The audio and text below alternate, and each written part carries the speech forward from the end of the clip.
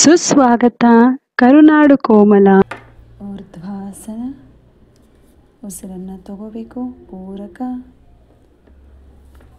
ಉತ್ಕಟ ಕೋನಾಸನ, ಉಸಿರನ್ನು ಹೊರಗೆ ಹಾಕಬೇಕು.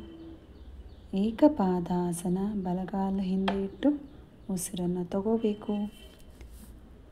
ದಂಡಾಸನಕ್ಕೆ ಬರುತ್ತಾ ಉಸಿರನ್ನು ಹೊರಗೆ ಹಾಕಬೇಕು. ಶಶಂಕಾಸನ, ಸಹಜ ಉಸಿರಾಟದೊಂದಿಗೆ ವಿಶ್ರಾಂತಿ. ಭುಜಂಗಾಸನ, ಪೂರಕ ಉಸಿರನ್ನು ತಗೋಬೇಕು. ಪರ್ವತಾಸನ, ಉಸಿರನ್ನು ಹೊರಗೆ ಹಾಕ್ತಾ. ಏಕಪಾದಾಸನ, ಪೂರಕ ಸಮಸ್ಥಿತಿ, ಉಸಿರನ್ನು ಹೊರಗೆ ಹಾಕ್ತಾ. ನಂತರ ನಮಸ್ಕಾರ. ಮತ್ತೆ ಇದೇ ಕ್ರಮವನ್ನು ಎಡಗಾಲನ್ನು ಹಿಂದೆ ಹಿಡ್ತಾ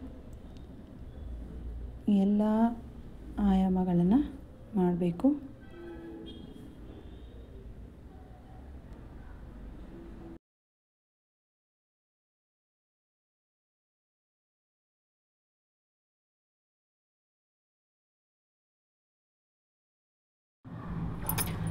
ಮುಂಚಿನಿಂದ ಯೋಗಾಸನಗಳ ಅಭ್ಯಾಸ ಇಲ್ಲದೇ ಇದ್ದರೆ ಒಬ್ಬ ಗುರುಮುಖೇನ ಈ ಅಭ್ಯಾಸಗಳನ್ನು ಶುರು ಮಾಡುವುದು ಉತ್ತಮ.